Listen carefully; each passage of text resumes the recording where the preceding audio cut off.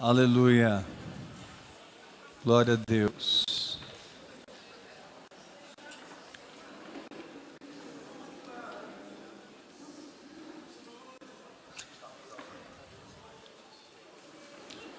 Abra a sua Bíblia em Gálatas, capítulo 6, versículo 6.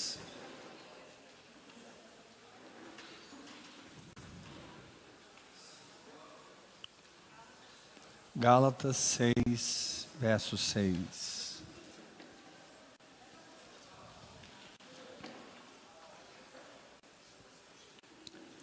Quem está me ouvindo bem, diga amém. O som tá bom? Tá bom? Na internet aí o som tá bom?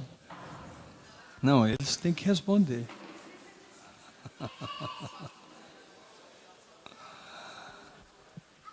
Amados, eu preciso que as crianças façam silêncio. Eu vou precisar da ajuda dos pais aí.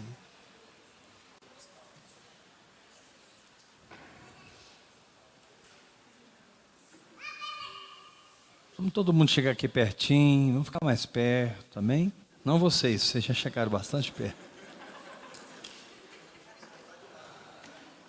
Pessoa como o Tiago, né? 30 anos de ouvir e crer, ele não entendeu até hoje. Né? Mas eu amo ele igual sou até bobo, tanto que eu amo ele. Aí o Reginaldo, vai sentar ali, ó. Não pode. Espírito de separação opera na pessoa. Senta aqui, meu filho, ó, perto do seu pai.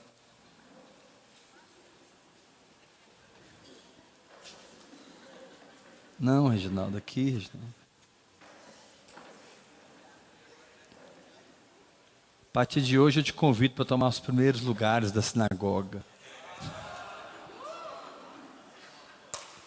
Sangue de Jesus, né, irmão? Eu preciso que vocês prestem muita atenção, irmãos, porque tem algumas coisas que eu quero compartilhar com vocês muito forte. Não forte na profundeza da revelação, forte no impacto da verdade. Sabe por que Deus nos fez sacerdotes? Quantos sabem que você é um sacerdote? A função do sacerdote é ministrar ao Senhor.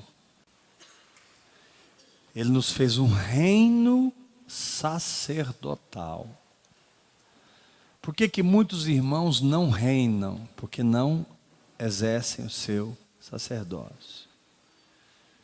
Melquisedeque, sacerdote do Deus Altíssimo, rei de Salém. Entendeu? Melquisedeque, sacerdote e depois rei. Pastor, mas por que Deus nos deu um sacerdócio? Para a gente orar em línguas, 8 horas, adorar, confessar a palavra, tocar na presença de Deus. É porque Deus quer vir para a terra, irmãos. Deus quer descer. A ênfase da palavra não é a gente ir. A ênfase da palavra é Ele vir. O Espírito e a noiva dizem, vem. Essa é a ênfase da palavra, é trazer o Senhor. Diz que tem uma coroa prometida para quem ama a sua vinda. Quantos amam a vinda do Senhor? Quantos querem que Ele volte? Agora isso é muito mais do que a segunda vinda. É os que amam a sua vinda. Tanto escatologicamente como aqui, agora. Eu quero que Jesus apareça aqui. Eu quero que o seu cheiro seja sentido nesse lugar, sua presença, sua voz.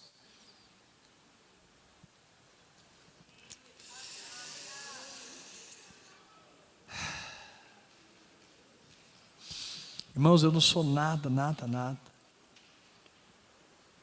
Eu sou um crucificado. portador da habitação do Espírito em mim.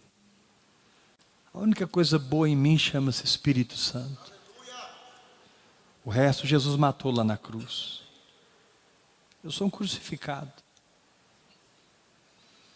Por que Deus nos deu o sacerdócio? Porque nós não sabemos trazer o avivamento.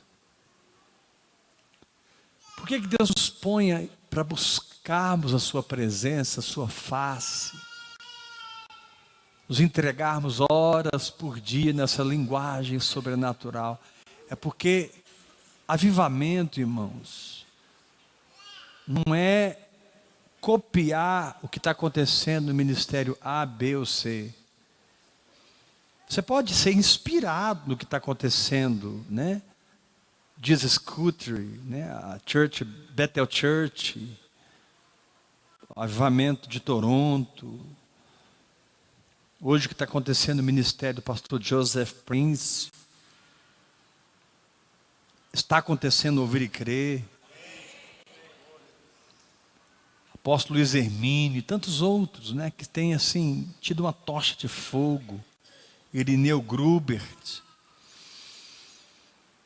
Mas o que Deus quer fazer aqui, Ele não fez em lugar nenhum. O que Deus tem para esse lugar, irmãos, para o lugar que você está me ouvindo pela internet, a Bíblia diz que olhos não viram, ouvidos não ouviram, nem jamais penetrou em coração humano.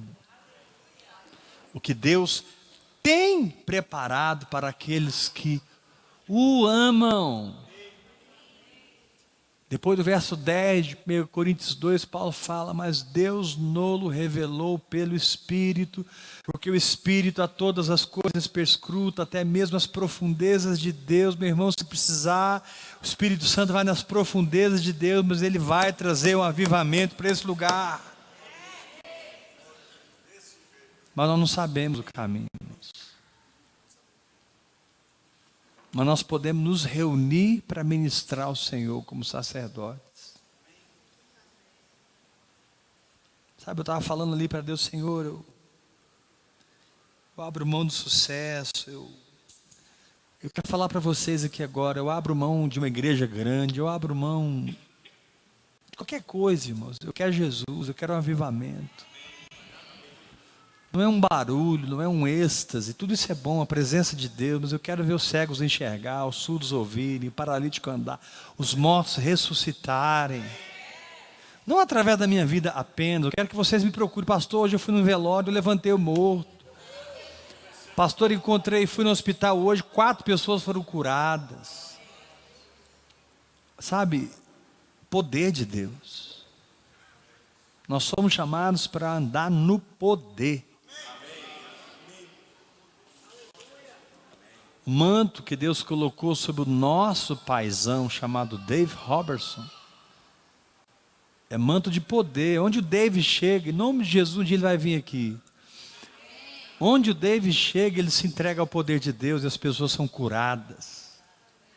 Por exemplo, coluna, eu nunca vi em 18 anos mais um evento, mas vamos pôr 18 anos que eu acompanho o Dave Robertson. Tem 20 anos que eu mergulhei, eu conheci em 91, mas só mergulhei em 96. Mas a partir de 98 eu voltei aí nos eventos. Eu nunca vi uma pessoa que ele orou pela coluna e não foi curada. Assim, às vezes uma fila de gente com o problema da coluna. Pá, pá, pá, pá, pá, pá, pá, pá. Um rio de cura flui daquele homem. Então, o sacerdócio, ele é um mistério de Deus, porque nós não conhecemos o caminho do avivamento. Nós não temos o mapa. Quem tem o mapa? Espírito Santo. Quem conhece como trazer um avivamento para Goiânia? Espírito Santo. Eu não sei o caminho. Eu sei convocar um povo para orar. E sei também que todo avivamento na história começou com um povo que se reuniu para orar. Mas o que vai acontecer nesse lugar, ninguém nunca viu. Eu nunca vi. Muitas pessoas viram aqui para tentar copiar, como todos fazem, o que aconteceu na Colômbia, o que aconteceu na Coreia, né? As pessoas depois que eles querem copiar o método, mas não é o método, é o sacerdócio. Não é a estratégia. Deus usa estratégias, Deus usa método, mas não é estratégia, é o sacerdócio. Quem conhece o pastor Davi Yong Cho sabe que toda a ênfase dele não é nas células, toda a ênfase dele é na oração, na intimidade com o Espírito Santo. Aquele livro Quarta Dimensão é um best-seller, onde ele não ensina você métodos, ele te ensina a viver em Deus. Naquela época ele tinha 150 mil membros quando ele escreveu Quarta Dimensão. Ele trabalhava com o grupo familiar. Mas quando ele foi derramar no mundo, ele não derramou o método dele. Ele derramou a vida dele.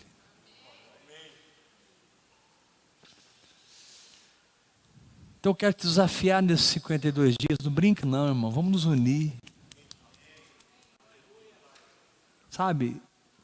Paulo diz assim, rogo-vos. Pois, irmão, essa palavra rogo-vos é quase que Paulo ficando de joelho, dizendo assim, ofereçam seus corpos como um sacrifício vivo.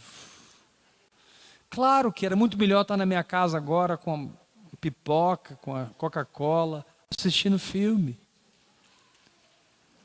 Na minha carne. Muito melhor. Eu me envolver horas com a televisão, horas com os amigos. É difícil você se estabelecer na oração. Mas quem se estabelece na oração recebe um avivamento. E eu tenho certeza que o Espírito Santo está nos levando além de água sobre os artelhos, irmãos. Sabe, eu não aceito mais água sobre os artelhos. Água sobre os artelhos me faz andar no Espírito. Agora, água sobre os joelhos me fazem me dobrar diante da liderança do Espírito. Água sobre os lombos me leva a frutificar no Espírito. E quando há um rio para você atravessar a nado, é o tempo que você não está só andando, você está vivendo no Espírito. Isso tudo está em Gálatas capítulo 5. Andar no Espírito, ser guiado pelo Espírito, frutificar no Espírito e viver no Espírito. Repita comigo, andar no Espírito, água sobre os artelhos, ser guiado pelo Espírito, água sobre os joelhos, frutificar no Espírito, água nos lombos, viver no Espírito, um rio para nadar, um rio para mergulhar. Eu declaro que nesses dias nós vamos estar desligados do mundo. A Bíblia diz que quem é amigo do mundo é inimigo de Deus. Nós vamos nos tornar inimigos do mundo e vamos nos tornar amigos de Deus.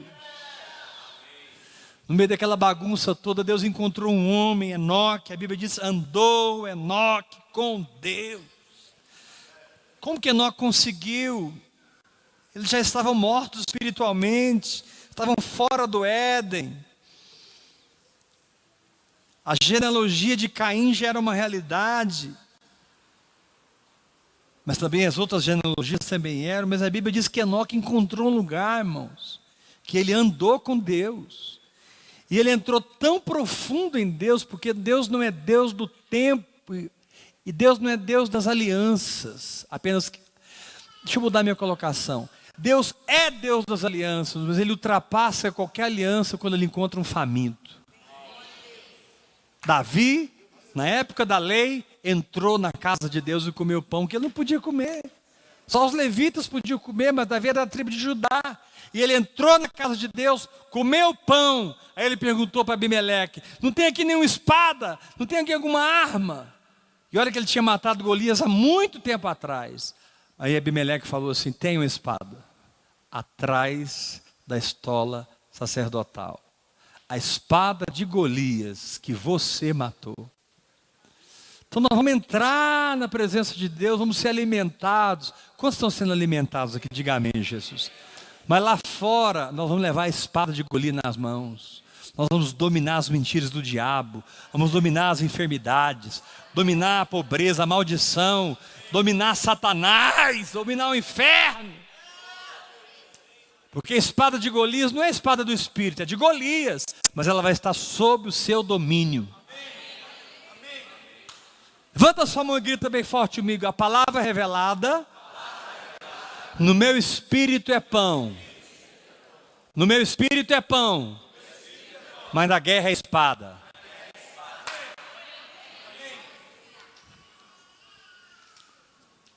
Agora, nós temos que entender algo. Olha aqui em Gálatas capítulo 6, versículo 6.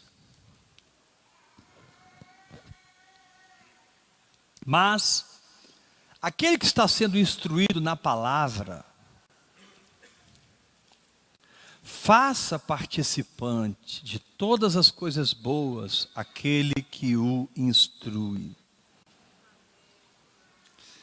Você precisa aprender a semear na sua paternidade espiritual, irmão. Eu vou repetir até dar um grito de vitória nesse lugar. Você precisa aprender a semear na sua paternidade espiritual.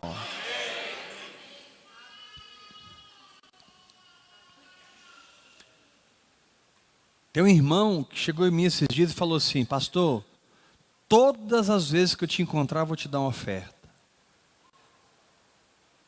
Ele está começando com R$12. Todo dia que ele me encontra ele me dá R$12. R$12 não é grande coisa, é grande coisa. Porque quem é fiel em R$12 vai ser fiel com 12 milhões de reais. Mas nesse não é o assunto que eu quero tratar. Ainda que eu estou exortando vocês, porque eu falo, e parece que esse assunto entra por aqui, sai por aqui, e você não aprende. Mas você vai aprender, essa igreja vai aprender, os irmãos da internet vão aprender. Quando você dá uma oferta de honra ao seu pai, o céu rasga sobre a sua vida. Sim ou não, Suzano? Suzano praticamente todas as semanas traz uma oferta para o pai. O céu está rasgado na vida desse homem. Está rasgado nas finanças, está rasgado na família. Hoje tem igreja se ligando com o Suzano. Não é paparicação, é palavra de Deus. Agora vamos continuar. Paulo aperta o parafuso no quesito honrar o pai, honrar o instrutor. Verso 7, Paulo diz assim: não vos enganeis, de Deus não se zomba. Pois aquilo que o homem semear, isso também ceifará. Ele não mudou de assunto aqui. Quando você não honra seu pai, você está zombando de Deus, irmão.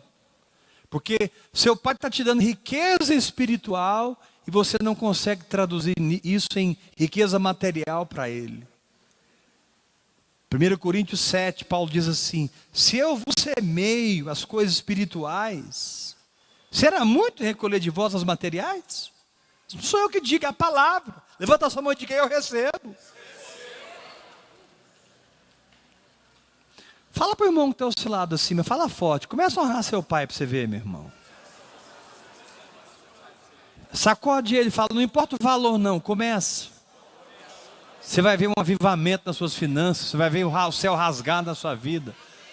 Porque de Deus não se zomba, mas quem faz o contrário está honrando é a Deus. Você não pode honrar a Deus fisicamente, mas você pode honrar a Deus na vida do teu pai espiritual. Não sou eu que você está honrando, é Deus. Por isso Paulo diz: de Deus não se zomba. Porque o que o homem semeia vai colher.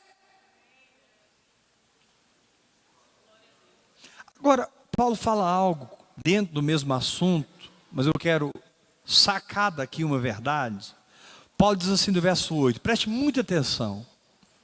Porque o que semeia para a sua própria carne, da carne colherá corrupção. Ele não mudou de assunto, não. Está chamando o avarento de carnal e a corrupção espera ele. Mas o que semeia para o Espírito, olha, quando você oferta, você está ofertando para o Espírito.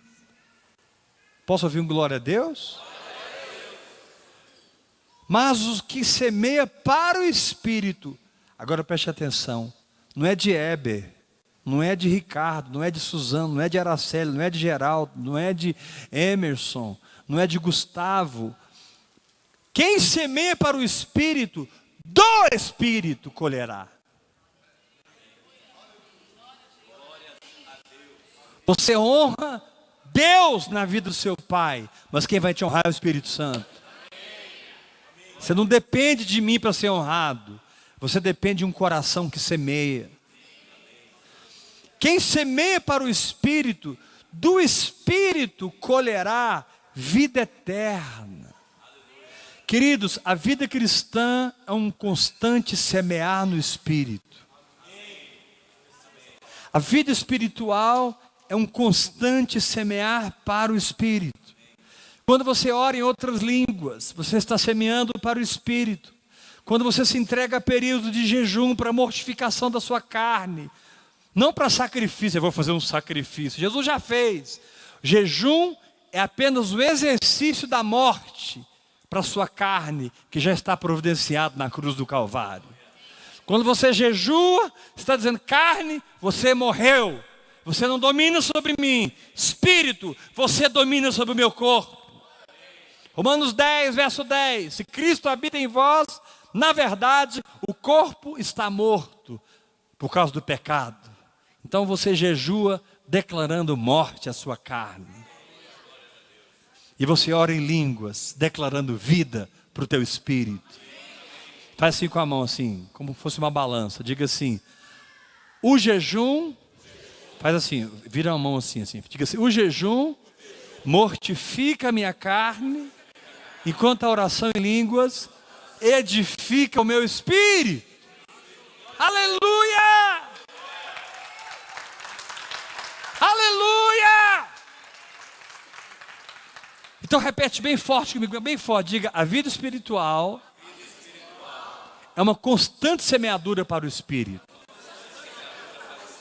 Esse é o tema dessa palavra. A vida espiritual é uma constante semeadura para o Espírito. Espírito com E maiúsculo, Espírito Santo, Deus mesmo.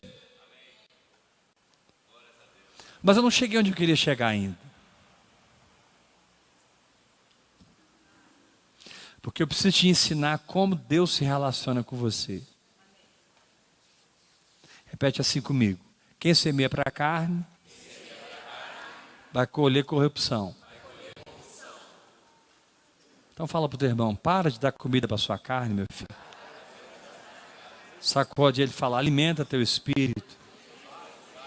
Não, é sério. Sacode o seu irmão e fala assim para ele: seja como Eucana, que subia para adorar e dava uma porção para Penina, que tinha muitos filhos, mas dava 2 porções para Ana, que era estéril, mas foi a mãe de Samuel.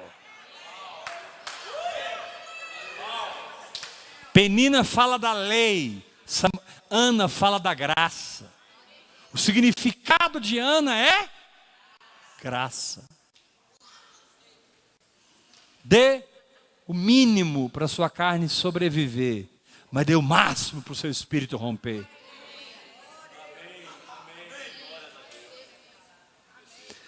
Mas eu preciso ter cuidado agora, porque senão eu me entusiasmo e não consigo transmitir para vocês o que eu quero transmitir. Como funciona o seu relacionamento com Deus e o meu relacionamento com Deus? Como funciona o relacionamento de Deus com você? Paulo explica aqui. Está aqui, o segredo está aqui. Olha o verso 8, todo mundo. Gálatas 6, 8. Porque o que semeia para a sua própria carne, da carne colherá a corrupção. Mas o que semeia para o Espírito, do Espírito colherá. Agora eu vou parafrasear para você entender o que Deus me ensinou. Olha para a sua Bíblia. Quem semeia para o Espírito, do Espírito colherá coisas que nunca irão perecer. Do Espírito colherá vitórias permanentes, mudanças reais, mudanças para sempre. Ele diz assim: quem semeia para o Espírito, do Espírito colhe vida eterna. No seu relacionamento contigo, tudo que Deus faz em você é eterno, é para sempre, é para daqui 1 trilhão de eternidades. Se Deus curou seu rim nunca mais será enfermo. Se Deus curou seu coração nunca mais será enfermo. Se Deus curou seus intestinos, os seus intestinos nunca mais serão enfermos. Se Deus curou suas vistas estão abertas para sempre. Ou seja, Deus é eterno e Ele não tem outro relacionamento com você.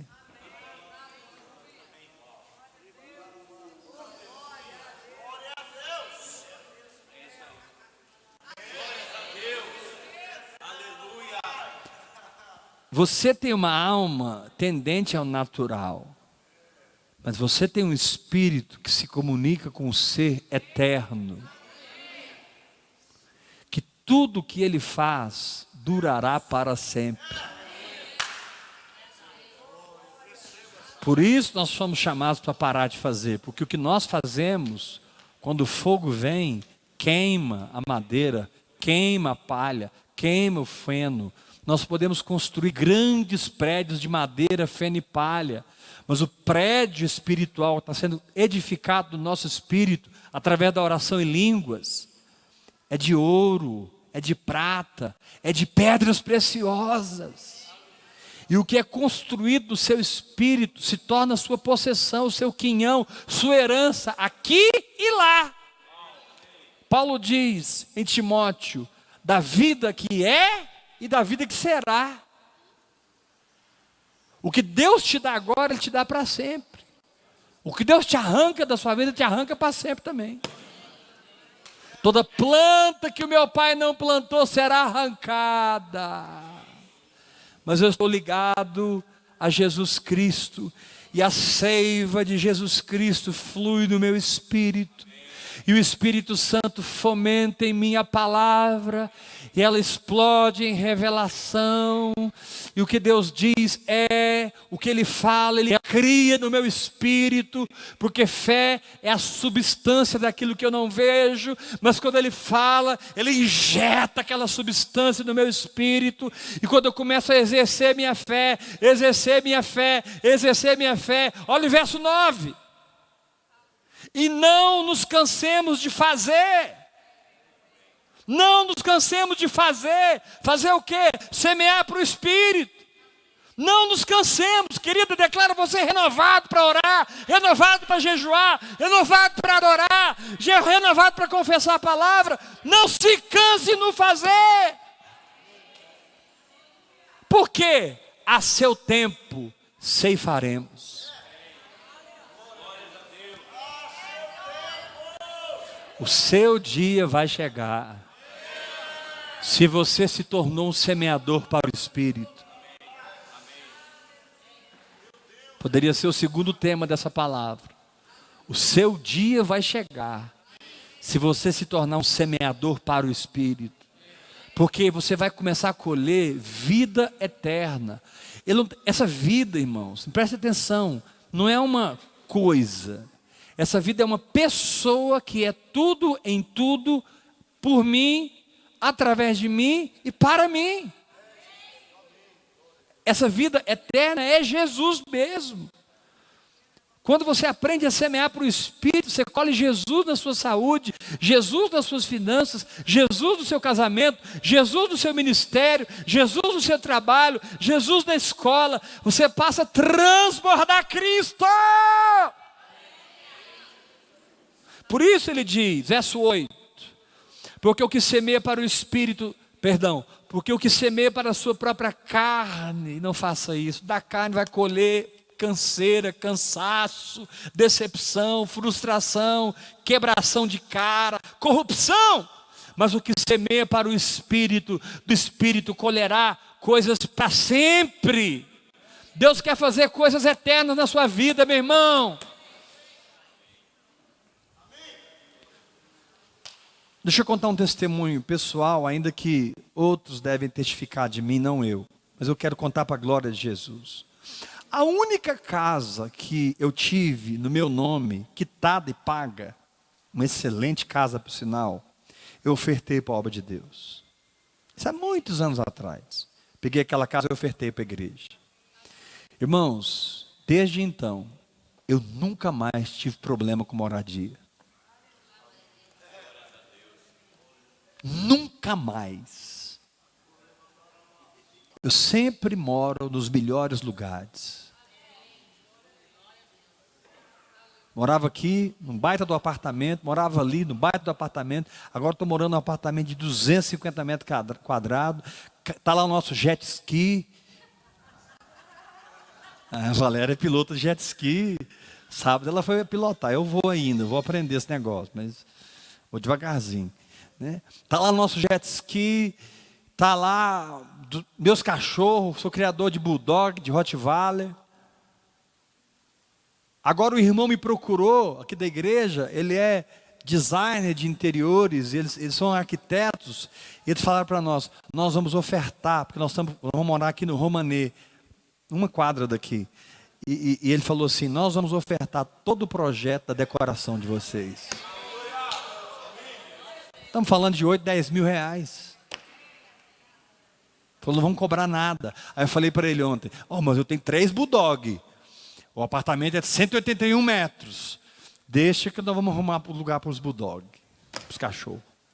Eu vou fazer o projeto para os meus cachorros, aleluia. Só o Rottweiler que não vai dar para trazer, porque o bicho parece um bezerro, né? E aí, porte grande não pode, né, profeta Leomar? Então, amados, qual é a palavra que eu quero deixar com vocês, meus filhos da internet, filhinhos? Saia de um relacionamento com as coisas. Saia de um relacionamento com a sua alma.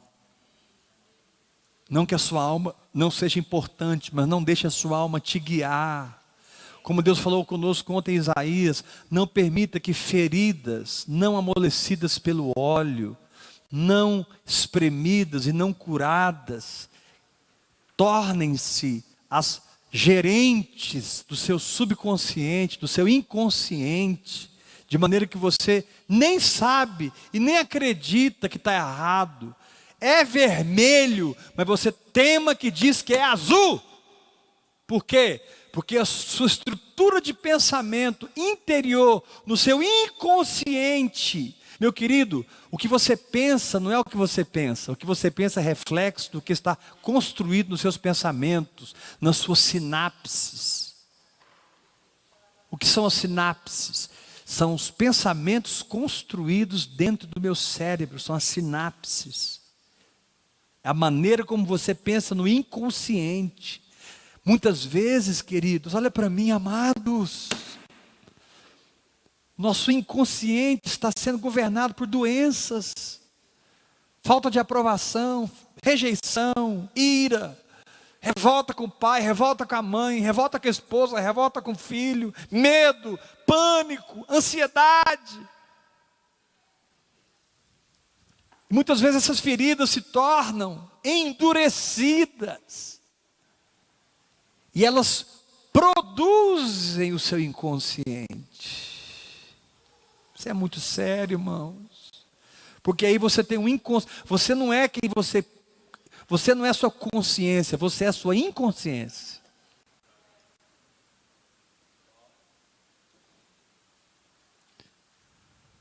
O que você pensa reflete como você é programado na inconsciência. Repita isso.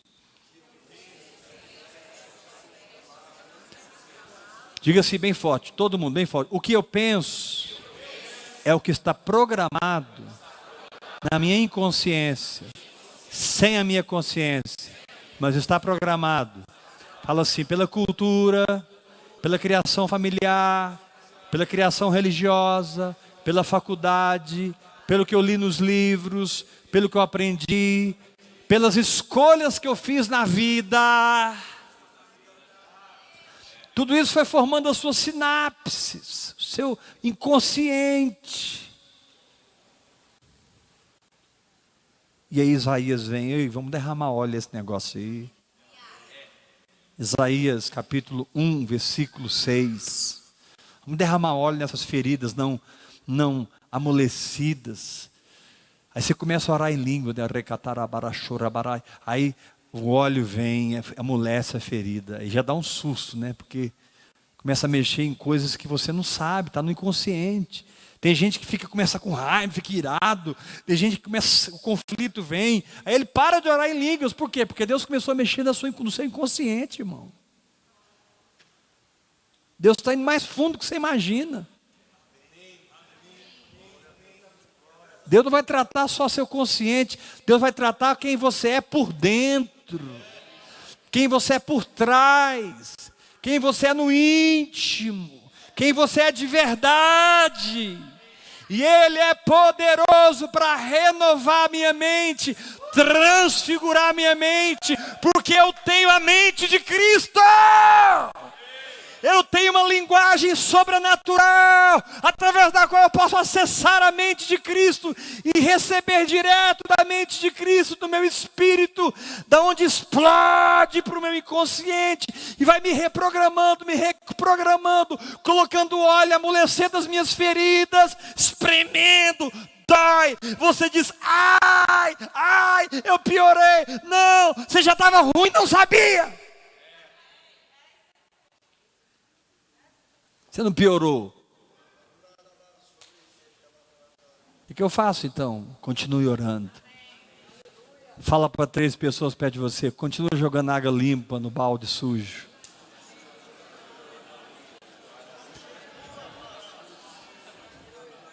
Não, eu estou falando sério. Grita alguém pelo nome. Filho, continue orando em línguas. Continue jogando água limpa. A sujeira vai sair. Irmãos, eu nunca andei em tanta liberdade. Eu quero confessar para vocês, para a honra e glória do meu Jesus, eu nunca andei em tanta santidade como eu tenho andado nos últimos tempos. Coisas que para mim antes eram esforço, agora eu me tornei. Não é nem questão de querer ou não querer fazer, eu não sou mais aquilo, eu sou outra coisa. Deus conseguiu entrar no meu inconsciente, reprogramar as minhas sinapses, mudou meu pensamento, mudou meu íntimo, e eu passo a ser governado pelo Espírito.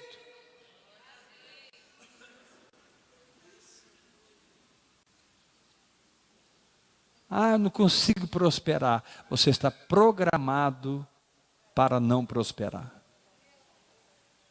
Confia em mim. Nada para mim dá certo, você está programado para perder.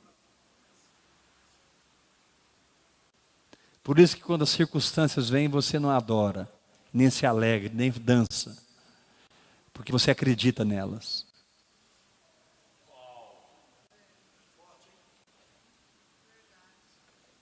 Quem dança depois da vitória são os incrédulos. Quem dança antes da vitória são os que acreditam.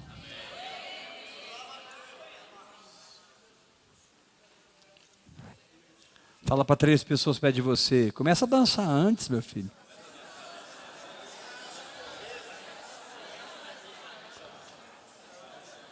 Conta está negativo, o nome está sujo, está endividado. Comece a festejar e dizer, Deus, eu te louvo porque minhas dívidas são pagas. Tu és o meu Pai, aleluia!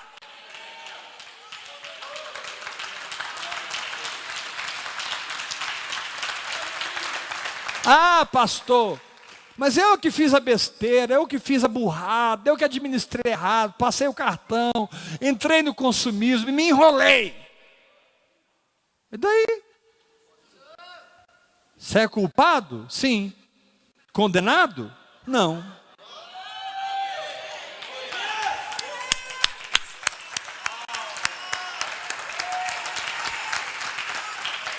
Você fez? Fiz. Mas tem condenação sobre você? Não. Porque você não está em Adão, você está em Cristo. Receba a dádiva da justiça. Receba a dádiva da justiça. Receba a dádiva da justiça. Pastor, mas como é que você sabe? Eu estou devendo 200 mil, 300 mil, 1 milhão, 3 milhões, não importa. Se o seu pai te diz, a ninguém fiquei devendo coisa alguma, é porque ele vai ser responsável de dar o dinheiro para você pagar tudo.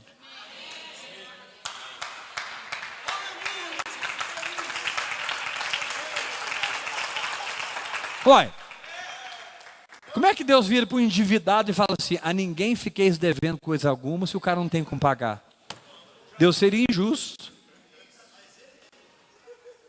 Quando Deus te diz assim, a ninguém fiqueis devendo coisa alguma, começa a acreditar que o dinheiro vai vir.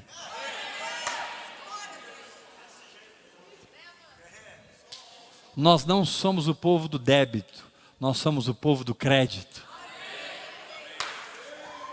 Nós não temos débitos, nós temos créditos. E deixa eu te fazer um parênteses aqui. Para de colocar débito na vida das pessoas, pelo amor de Deus. E começa a dar crédito às pessoas. Ah, não vou com a cara dela, então se converte. Pelo amor de Deus. Não aguento ficar perto dela. Então, por favor, querido, se converte. Porque está escrito assim, nós sabemos que já passamos da morte para a vida, porque amamos os irmãos. Aquele que não ama, permanece na morte. Se você não ama, você não é de Deus. Ponto final. A marca de quem é de Deus é o amor. Quem ama perdoa, quem ama dá outra face, quem ama anda segunda vilha, quem ama tem a sabedoria de Deus, quem ama fere as feridas do amor, porque fiel são as feridas feitas por aquele que ama, mas a ira do homem não produz a justiça de Deus, são coisas muito diferentes. Uma coisa é você ficar irado e machucar o seu irmão, outra coisa é você chamar o seu irmão em amor. Em amor, você não está pensando em você, você não está ofendido, está pensando nele. Fala assim, irmão, esse caminho que você está tomando aí, não vai por aí não. Você não está ofendido, você está amando ele. Mas por que, cara, você mente demais, cara, eu estou percebendo isso. Você é um mentiroso. Nossa, feriu, não feriu? Mas é uma ferida fiel. Pastor, e se ele me morder? Porque ele é lobo. E se ele berrar? Porque ele é ovelha. Eu quero que você grita comigo. Mordeu? Mordeu. É lobo. Está cheio de lobo nessa igreja aqui, irmãos. Estou nem aí que vocês falaram misericórdia. Eu sei o que eu estou falando. Pode falar misericórdia tanto que você quiser. Eu sou o pastor do rebanho, eu sei quem é lobo, eu sei quem é ovelha. Você acha que eu não sei? É simples, irmão. Lobo morde, ovelha berra. Lobo foge, ovelha segue. Lobo tem uma matilha para pegar a presa, ovelha é o sacrifício. E como ovelha muda, ela vai ao matadouro. A ovelha muda. Quem já viu uma ovelha morrer aqui? Já viu que ela não berra, não chora, não faz nada? Ela morre quietinha. Agora vai matar um bode, você vai matar um porco, você vê.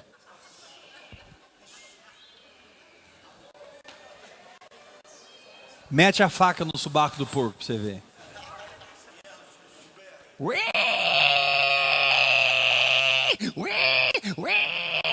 É porco. Você quer saber se alguém é de Deus? Mete a faca nele só uma vez. Vou fazer um teste. Clique.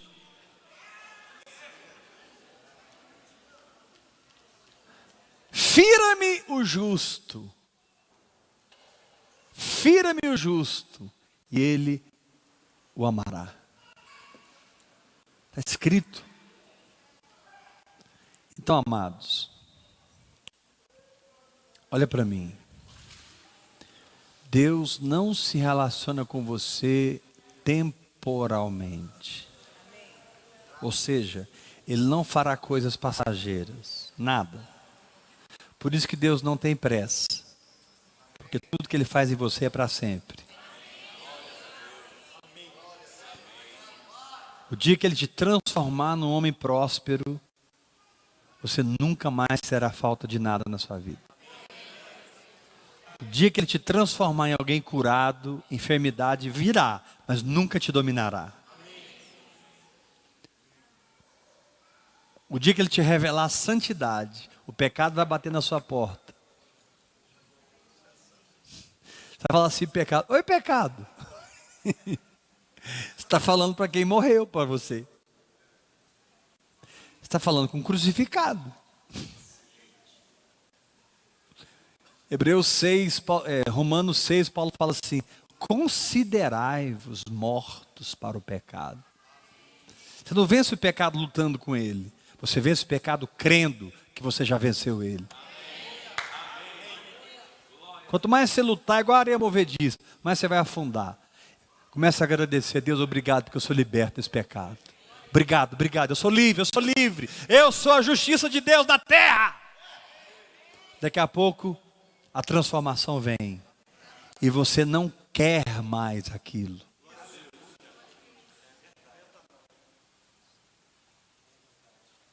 Você não quer mais mentir, você não quer mais ser avarento, você não quer mais cair na pornografia, você não quer mais adulterar, você não quer mais ser homossexual. Você não quer mais. Dentro de você, você está assim, pela edificação, você está assim, eu não quero mais. Aí o Espírito Santo fala, yes. Porque enquanto você não estava nesse ponto, eu não podia te mudar. Agora que você não quer mais, eu vou entrar com a minha graça. Fala para o irmão que está ao seu lado, isso é edificação. Então, você entendeu que o que Deus faz em você é para sempre? Você entendeu que quando Deus opera no seu íntimo, Ele opera uma mudança eterna? Você entendeu que o relacionamento que Deus tem com você é de vida eterna e não de tempo passageiro? O meu Deus é eterno. E tudo que Ele me dá é da eternidade. Ele não tem o tempo para me dar. Eu tenho tempo para dar para Ele, mas Ele tem a eternidade para me dar. Eu entro com o tempo, Ele entra com a eternidade. Por isso Paulo diz, remindo o tempo, porque os dias são maus. A palavra remir ali é resgatar. É como Jesus nos resgatou do pecado. Você tem que resgatar o tempo da carne. Sabe, a carne não pode ter vez na sua vida. O tempo é precioso, porque o tempo é o útero do seu crescimento espiritual para a eternidade.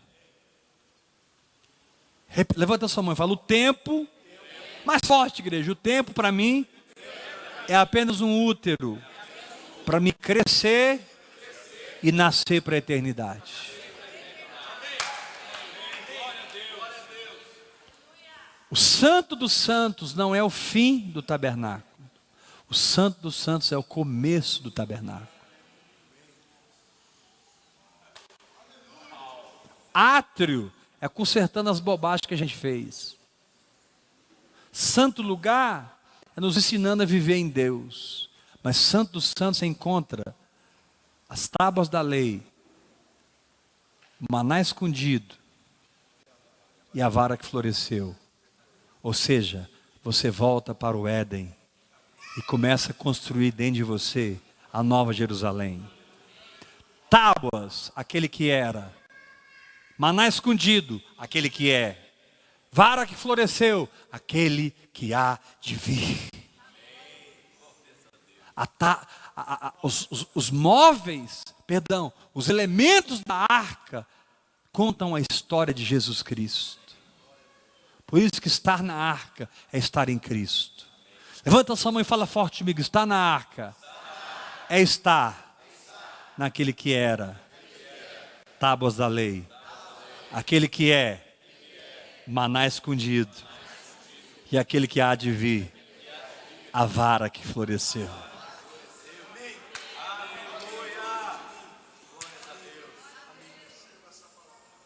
Saia de um relacionamento temporal, circunstancial.